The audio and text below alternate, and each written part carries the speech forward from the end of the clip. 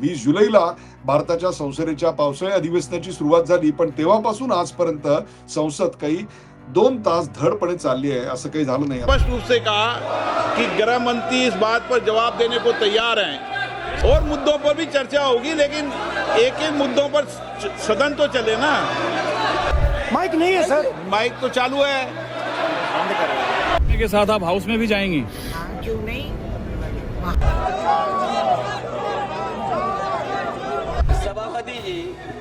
सभापति जी बहुत लड़ने के बाद मुझे मौका मिल रहा है बोलने के लिए। कि ये स्टूडेंट है, फिर ये इडियट भी है। मैंने उससे पूछा एक बात बताओ, ये तीसरी कैटेगरी कहाँ जाती है? उसने कहा कौन सी तीसरी कैटेगरी? मैंने कहा अंधभक्त। विरोधी पक्ष आणि सत्तारूढ पक्ष यांच्यातला विसंवाद आणि त्यापेक्षा विसंवादापेक्षा सुद्धा ती जागा आता शत्रुत्वानं घेतलेली। एक लक्षात घ्या, संसदेच्या 1 तासाच्या चालवण्याचा खर्च जो आहे ना, तो 1.5 ते 2 कोटी इतका मोठा आहे। आता 20 जुलै पासून आतापर्यंत तुम्ही विचार करा, संसद चालली नाही म्हणजे तुमचे आमचे किती पैसे टॅक्स पेयर्सचे यात बर्बाद झाले याचा विचार करा। तर त्यांच्या मनात असा प्रश्न येणार नाही की आपण कुठे फरफटत चाललोय आणि संसद का चालू द्यायची नाहीये? कारण FCRA बिल पास होऊ द्यायचं नाहीये। नमस्कार, द उदय निरगुडकर शो मध्ये आपल्या सगळ्यांचं मनपूर्वक स्वागत। प्रेक्षको, मी डॉक्टर उदय निरगुडकर।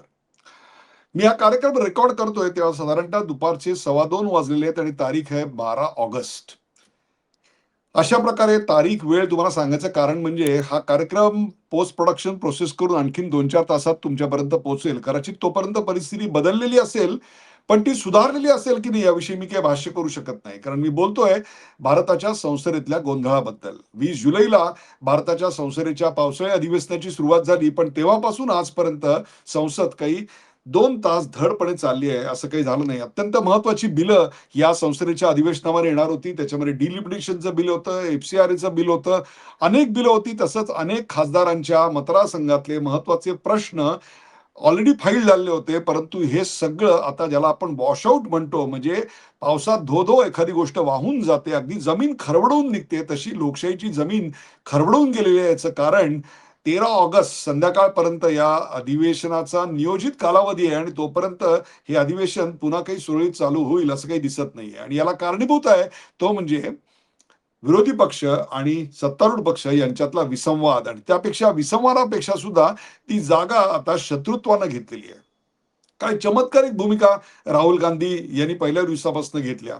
20 जुलैला संसदेचं अधिवेशन सुरू झालं, त्याच दिवशी जंतर मंतरवरच्या आंदोलनानं हिंसक वळण घेतलं आणि संसदेवर हजारोंच्या संख्येनं विद्यार्थ्यांच्या रूपात गुन्हेगार चाल करून आले। अर्थात पोलीस आणि गुन्हेगार यांच्यात झटापट झाली आणि नंतर जेव्हा फेशियल रिकग्निशनने आयडेंटिफाय करण्यात आलं, तेव्हा तब्बल 2800 गुन्हेगार ज्यांच्यावर विविध स्वरूपाचे अत्यंत गंभीर गुन्हे दाखल झालेले होते, ते विद्यार्थ्यांच्या आंदोलनाच्या अडून संसदेवर हल्ला करू इच्छित होते। आणि याचं जे सगळं विचार प्रेरणा आहे, ती विचार प्रेरणा नंतर एका लेखामध्ये योगेंद्र यादव यांनी समाजासमोर मांडली आणि ती म्हणजे, मैं काफ़ी वक्त से कह रहा हूं कि अब देखिए, अब इस देश में डेमोक्रेसी का फ्यूचर संसद से तय नहीं होगा, सड़क से तय होगा, इलेक्शन से तय नहीं होगा, रेजिस्टेंस से तय होगा।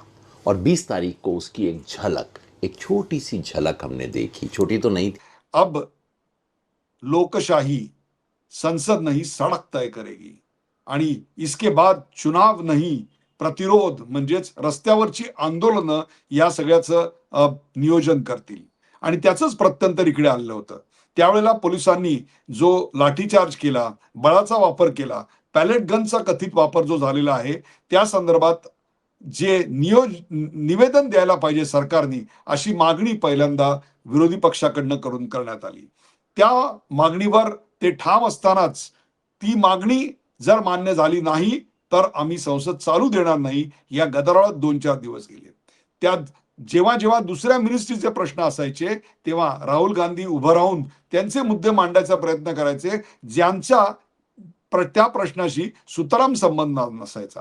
परंतु हम करे सो कायदा, मी जे म्हणेन ते मला आता या क्षणाला मिळालं पाहिजे। जसं आपल्या घरातली लहान मुलं वागतात ना, आत्ताच्या आत्ता मला आईस्क्रीम पाहिजे, आत्ताच्या आत्ता मला चॉकलेट पाहिजे, आत्ताच्या आत्ता मला खेळणं पाहिजे, तशा स्वरूपाच्या गोष्टी तिकडे सुरू होत्या। It's like A typical dynasty political kid who is demanding what he wants.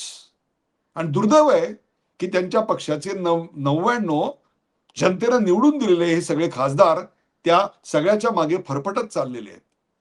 याचं कारण मोदी द्वेष, याचं कारण कोणत्याही प्रकारे निवडणुका जिंकता येत नाहीत, त्याच्यानंतर सुप्रीम कोर्टातला लढाया जिंकता येत नाहीत, म्हणून आता हा संसदेच्या बहिष्काराचा मार्ग.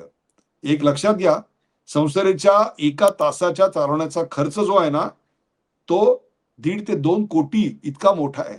आता 20 जुलै पासून आतापर्यंत तुम्ही विचार करा, संसद चालली नाही म्हणजे तुमचे आमचे किती पैसे टॅक्स पेअर्सचे यात बर्बाद झाले याचा विचार करा. पैसे काय हो, आज जातील उद्या येतील, परंतु ज्या संसदीय परंपरांचा, पायंड्यांचा इकडे पायमल्ली झाली त्याचं काय करणार? आणि हे मी अशा करता मानतोय की आता हे एक रुटीन प्रॅक्टिस बनतंय. मागे सुद्धा SIR वर चर्चा पाहिजे, SIR वर चर्चा पाहिजे, चर्चा झाली आणि त्याला गृहमंत्री उत्तर द्यायला उभे राहिले तेव्हा मात्र सभात्याग. हे सगळं महत्वाचं अशा करता होतंय की हे तरुण मुलं पाहतायत, एकीकडे त्यांचा संसदेवरचा विश्वास उडावा, लोकशाहीवरचा विश्वास उडावा, या व्यवस्थेवर राग निर्माण व्हावा अशा करता या देशविरोधक शक्ती तिकडे कार्यरत आहेत, आणि दुसरीकडे आम्ही असं प्रदर्शन त्यांच्या समोर ठेवून नेमकं काय साधतोय? काँग्रेसला नेमकं काय हवं होतं हाच मला प्रश्न पडलेला आहे. याचं कारण त्यांना चर्चा हवी होती ती जंतर मंतरवरच्या आंदोलनात झालेल्या पोलिसांच्या बळाच्या वापराची, पॅलेट गनची. ती मागणी जेव्हा त्यांनी लावून धरली तेव्हा ठीक आहे, त्याविषयी आपण चर्चा करू, गृहमंत्री स्वतः येऊन चर्चा करतील, परंतु तुम्ही शांतपणे ऐकायची हिम्मत दाखवा असं आवाहन दिल्यानंतर मात्र मागणी बदलली गेली. सरकार पूरा छात्र का मामले को लेकर के चर्चा के लिए तैयार है, और स्टेटमेंट ही नहीं, छात्र का मामला को लेकर के पूरा चर्चा के लिए तैयार है और पूरा जवाब देने के लिए तैयार है. गृह मंत्री जी विस्तार से जवाब देने के लिए तैयार है. आणि ती मागणी होती नाही, त्यांनी आता राम मंदिरामध्ये दानपात्रात झालेल्या चोरीबद्दल चर्चा केली पाहिजे. चढ़ावा चोरी पर चर्चा करें, हम सदन चलवाने के लिए तैयार है. म्हणजे दर 2 दिवसांनी तुम्ही तुमचं लक्ष बदलत गेलात आणि एक प्रकारे देशाला तुम्ही काय वेठीला धरलात असं म्हटलं तर शब्द काही चुकीचा असू नये. विचार करा, ज्या खासदारांनी आपल्या मतदारसंघासाठी महत्वाचे प्रश्न मांडलेत आणि ते प्रश्नच त्यांना मांडता येत नसतील तर त्यांच्या मनात असा प्रश्न येणार नाही की आपण कुठे फरफटत चाललोय. आणि संसद का चालू द्यायची नाहीये? कारण FCRAचं बिल पास होऊ द्यायचं नाहीये. आणि त्याचं NRPचं ग्रामर कुठे लिहिलं गेलं माहितीये? ज्या दिवशी 23 मेला मार्को रुबियो म्हणजे आपल्या जयशंकर परराष्ट्र मंत्र्यांचे अमेरिकेतले काउंटर पार्ट, तिकडे सेक्रेटरी असतो त्या डिपार्टमेंटचा, ते सेक्रेटरी आपल्याकडे लँड झाले. सर्वसाधारणपणे असे मोठे मंत्री जेव्हा येतात तेव्हा त्यांच्या कार्यक्रमाचा एक प्रोटोकॉल असतो. ते आल्यानंतर आपल्या काउंटर पार्टला भेटतात, तिथल्या अधिकाऱ्यांची चर्चा करतात आणि त्यानंतर मग विविध प्रकारच्या कमिट्यांबरोबर चर्चा झाल्यानंतर ते पंतप्रधानांना भेटतात. आणि त्याच्यानंतर मग काही देशातले महत्वाचे प्रकल्प असतील, आपल्या कामाच्या संबंधित काही गोष्टी असतील, एखादं प्रेक्षणीय स्थळ असेल त्याला भेटी देतात आणि नंतर पुन्हा जाताना पंतप्रधानांची भेट घेतात, आपल्या काउंटर पार्टची भेट घेतात आणि जातात. जर एखादा IT मिनिस्टर असेल तर तो बँगलोरला व्हिजिट करतो, कॉमर्स मिनिस्टर असेल तर तो मुंबईला उद्योजकांची चर्चा करतो. पण मार्को रुबियो आले ते थेट गेले कुठे? याचं कारण मात्र सांगितलं, ट्रेड अँड कॉमर्स. आणि गेले कुठे? बंगालला. मग बंगालच्या उद्योजकांना भेटले का? मग बंगालच्या मुख्यमंत्र्यांना भेटले का? अजिबात नाही. ते भेटले कुणाला? तर ते भेटले ख्रिस्ती मिशनऱ्यांना. आणि ख्रिस्ती मिशनऱ्यांना इतक्या तातडीनं भेटायचं कारण किंवा त्याकरताच तुम्ही आला होतात. ट्रेड अँड कॉमर्स हा तर एक मुखवटा होता आणि त्याचं कारण होतं FCRA बिल. या देशामधल्या NGOजना, सिव्हिल सोसायटी मुवमेंट चालवणाऱ्या अशा या लाखो या देशामध्ये पसरलेल्या संस्थांना परदेशातून हजारो कोटी रुपये मिळतात. ते नेमके कोणाकडनं मिळतात? त्या मिळणाऱ्या सोर्सची पूर्ण माहिती, ज्या संस्थेला ते मिळणार आहे त्याची पूर्ण पारदर्शकता, ते पैसे कशा करता तुम्ही मागितले त्याविषयीची पारदर्शकता आणि ते त्याच कारणासाठी खर्च होणार आहेत ना याविषयीची पारदर्शकता, हे सगळं त्या कायद्यामध्ये अंतर्भूत होतं. अर्थात हे अडचणीचं होतं आणि त्याहीपेक्षा अडचणीचं होतं ते कलम, आणि ते म्हणजे हे सगळं माहिती न देणाऱ्या संस्थांची मालमत्ता सरकार जप्त करू शकतं अशा स्वरूपाचं कलम. काय चूक आहे मला सांगा? तुम्ही परदेशातून पैसे भलत्याच गोष्टीसाठी आणणार आणि इथे वापरणार धर्मांतरासाठी, इथे वापरणार आणखीन कुठल्या तरी गोष्टीसाठी की ज्याविषयी सरकार चिंतित होऊ शकतं. आधीच अंतर्गत सुरक्षा हा या देशातला महत्वाचा पॉइंट बनलेला आहे. मग त्याविषयीचा इथे कायदा येत असेल आणि मार्को रुबिओ येऊन जर थेट ख्रिस्ती मिशनला भेटत असतील तर आजच्या अनार्कीचं, अराजकतेचं व्याकरण तिथे लिहिलं गेलं असं म्हटलं तर आम्ही काय चुकलं? याचं कारण त्यांची जी स्क्रिप्ट होती तीच पुढे चालवली गेली आणि त्याच्यावरूनच सगळे गदारोळ सुरू झाले. ह्या FCRA बद्दल एक्सप्लेनेशनची मागणी ही मी समजू शकतो, परंतु त्याच्याकरता पार्लमेंट चालू न देणं, तिथे डिबेट होऊ न देणं हे कसं काय समजायचं? आणि पूर्वी देखील असंच झालेलं आहे. SIR वर चर्चा व्हायला पाहिजे, SIR वर चर्चा व्हायला पाहिजे, याच्याकरता संसदेचा बहुमूल्य वेळ वाया घालवला. आणि जेव्हा चर्चा झाल्यानंतर उत्तर द्यायची वेळ आणि गृहमंत्री उभे राहिले तेव्हा मात्र सभात्याग. तुम्ही विचार करा, संसद नियमाने चालणार आहे की एका व्यक्तीच्या हट्टापायी चालणार आहे? हे सगळं जनता बघती आहे. संसदेचे अध्यक्ष ओम बिर्ला सभागृहात येतात आणि काही बोलायच्या आतच सदस्य वेलमध्ये जातात, जोर जोरात घोषणा द्यायला लागतात आणि 2-4 मिनिटात सभागृह दिवसभराकरता किंवा दुपारी 2 वाजेपर्यंत तहकूब होतं किंवा तासाभराकरता तहकूब होतं, पण पुन्हा तेच येरे माझ्या मागल्या. हे असं गेले कित्येक दिवस सुरू आहे. राहुल गांधी यांनी माझा माईक बंद आहे, मी बोलणार कसा, माझा माईक कोणी बंद केला असा कांगावा केला. He is not giving me mic. Sir mic तो दीजिए, माइक तो दीजिए. माइक दीजिए लेकिन बोलेंगे आप. माइक नहीं है. माइक नहीं है सर. माइक तो चालू है.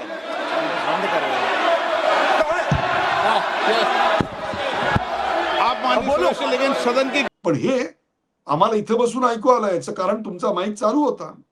पण हंगामा खडा करणं मकसद आहे आणि असा हंगामा संसदेच्या बाहेर वारंवार होतोय. राम मंदिरामधल्या दानपात्राच्या चर्चेकरता काय केलं गेलं तर संसदेच्या बाहेर पप्पू यादव यांना एका साधूच्या वेशात भगवी वस्त्र घालून बसवलं गेलं आणि तिथे तमाशा करण्यात आला. याआधी तुम्ही संसदेचे पूर्वीचे अध्यक्ष होते, त्यांची मिमिक्री संसदेच्या आवारात तुम्ही करत होतात. हा काय तुम्हाला तुमच्या कॉलेजमधला चायचा अड्डा वाटला का? हे एक लोकशाहीचं पवित्र मंदिर आहे. केव्हाही येणार, काहीही बोलणार. चर्चा कुठली चालू आहे? एखाद्या मिनिस्ट्रीची, त्या विषयावरची प्रश्नोत्तरं सुरू आहेत, पण तुम्हाला आता जे बोलायचंय ते तुम्ही बोलता. इथे वारंवार किरण रिजिजू यांच्याकडनं सांगितलं जातंय की सभागृहात गृहमंत्री येतील, उपस्थित राहतील, उत्तर देतील, पण नाही. आता वेगळीच मागणी, ते म्हणजे त्यावेळेला प्रधानमंत्री हजर राहिले पाहिजेत. आणि दुसरी गोष्ट, आता ते पण नाही. आता गृहमंत्र्यांनी आधी राजीनामाच दिला पाहिजे. कधी राम मंदिरावर चर्चा पाहिजे, कधी तुम्ही जंतर मंतरवर बोलताना रांची हा शब्द सुद्धा उच्चारता कामा नये. त्याची आणि याची कंपॅरिझन करायची नाही. चला तेही मान्य, पण मग आता वेगळीच मागणी. Parliament cannot be run by whims and fancies of one person. आणि हेच आता नेमकं होतंय. आणि सगळेजण एका ऑप्टिक्सच्या मागे लागलेले आहेत. ऑप्टिक्स म्हणजे जणू काय आपल्याला रील बनवता येईल, आपल्याला टेलिव्हिजनवर सतत दिसता येईल. याकरता रेणुका चौधरी यांनी काय केलं तर चष्म्यावर मोदी बिंदू अशा प्रकारची लिहिलेली चिकटपट्टी लावलेली होती. ह्याच्यातून तुम्ही काय साधता मला सांगा? के साथ आप हाउस में भी जाएंगी? हाँ, क्यों नहीं, वहाँ भी हमारे भक्त बैठे हैं, सबका इलाज हम मुफ्त में करवा देंगे. Madam thank you. फक्त हंगामा खडा करता ह्याच्यातनं कुठलाही प्रश्न सोडवला जात नाही किंवा कुठल्याही प्रश्नावर साधक बाधक चर्चा होत नाही. मला एक प्रसंग आठवतोय, खूप पूर्वीची गोष्ट आहे, 1980च्या दशकातली. त्यावेळेला ठाण्याला आमच्याकडे रामभाऊ माळगी खासदार होते. मी अगदी शाळकरी मुलगा होतो. दुपारी पुण्याला जाण्याकरता म्हणून आम्ही रेल्वे स्टेशनवर मी वडिलांबरोबर गेलो, तेव्हा एका लोखंडी ट्रंकवर बसून एक व्यक्ती भराभर नोट्स काढत होती. माझे वडील पुढे गेले आणि त्यांच्याशी शेकहँड केला आणि माझी ओळख करून दिली आणि म्हणले, हे आपले खासदार राम माळगी. आणि रामभाऊ त्यावेळी काय लिहित होते असं वडिलांनी विचारलं, तेव्हा ते म्हणले, 2 दिवसानंतर संसदेचं अधिवेशन चालू होतंय, मी जे प्रश्न विचारणार आहे त्याच्या नोट्स काढतोय. आपला प्रश्न विचारायच्या आदल्या दिवशी उशिरापर्यंत संसदेच्या लायब्ररीत बसून अभ्यास करणारे ते खासदार गेले कुठे? आता फक्त संसदेत आणि संसदेच्या बाहेर हंगामा खडा करणारे खासदार आम्ही पाहायला लागलोय. हे कशाचं निदर्शक आहे मला सांगा? प्रेक्षको, संसद ही जशी बोलायची जागा आहे ना, तशीच ती ऐकायची जागा आहे. पण आज ती ऐकवायची जागा होतीये. विरोधाची जागा जी आहे ना ती आमच्याकडे विद्वेषानं घेतलेली आहे. आणि प्रत्येक प्रश्न जो आहे ना तो प्रश्न सोडण्याच्या ऐवजी तो प्रश्न प्रलंबित ठेवणे, टांगला जाणे याच्याकरता आता सगळे प्रयत्न होत आहेत. चर्चाच होऊ द्यायची नाही, संसद चालूच द्यायची नाही, अधिवेशन पुढेच जाऊ द्यायचं नाही, पैशाची बर्बादी सोडा, कुठल्याही प्रकारची सोडवणूक नाही, केवळ रोज एकच हंगामा हंगामा हंगामा. आजूबाजूला छत्र्या घेऊन सगळे उभे आहेत, पण आम्ही मात्र पावसात भिजणार का? तर PR एजन्सी आम्हाला रील बनवायला सांगते. हे काय चाललंय संसदेत? हे काय चाललंय संसदेच्या बाहेर? असा प्रश्न जर आजच्या तरुण मुलांनी विचारला तर आम्ही काय उत्तर देणार आहोत? चर्चेचे नियम असतात, संसदीय परंपरा असते, या सगळ्यावर साधक बाधक चर्चा व्हायला लागते, पण हे नाहीच काही. कदाचित हा कार्यक्रम रेकॉर्ड करून तो प्रोसेस होऊन तुमच्यापर्यंत संध्याकाळी 5, 5:30, 6 पर्यंत येईल. अजूनही संधी आहे. दुपारी 3 वाजता चर्चा पुन्हा होणार आहे. बिझनेस ऍडवायझरी कमिटीमध्ये या सगळ्याची चर्चा झालेली होती. काय करायचंय ठरलं होतं. पुन्हा संसदेत आल्यानंतर कोणाच्या सांगण्यावरनं तुम्ही तुमचे स्टान्स बदलता? तुमचे खासदार तुमच्या मतदारसंघात जाऊन त्यांच्या आपल्या मतदारांना काय उत्तर देणार आहेत ह्याचा कधी विचार केलाय तुम्ही? कदाचित आज दुपारी 3 पर्यंत हा प्रश्न सुटेल आणि चर्चा सुरू होईल आणि उद्या दुपारी 3, 3:30 पर्यंत गृहमंत्री याच्यावर शांतपणे उत्तर देऊ शकतील अशी मी इच्छा व्यक्त करतो, अपेक्षा व्यक्त करतो. पूर्ण होईल याची मात्र माझ्याकडे खात्री नाही. प्रेक्षको, हे सगळं पाहिल्यानंतर तुम्हाला काय वाटतं आणि हे सगळं विवेचन ऐकल्यानंतर तुम्हाला काय वाटतं हे अत्यंत महत्वाचं आहे. म्हणून व्यक्त व्हा, कॉमेंटमध्ये लिहा, पण सभ्य भाषेत. आपले आत्ता खासदार जे हंगामा करतायत ना तशा स्वरूपात नाही. तर बुनियादी काहीतरी लिहायचं असेल तर जरूर लिहा, व्यक्त व्हा, कारण लोकशाही हे व्यक्त होण्याचं माध्यम आहे. तुर्तास इथेच थांबतो. हा कार्यक्रम आपल्याला कसा वाटला ते आम्हाला जरूर सांगा. शेअर करा, सबस्क्राईब करा, लाईक करा, पाहायला विसरू नका. The Uday Nirgudkar show.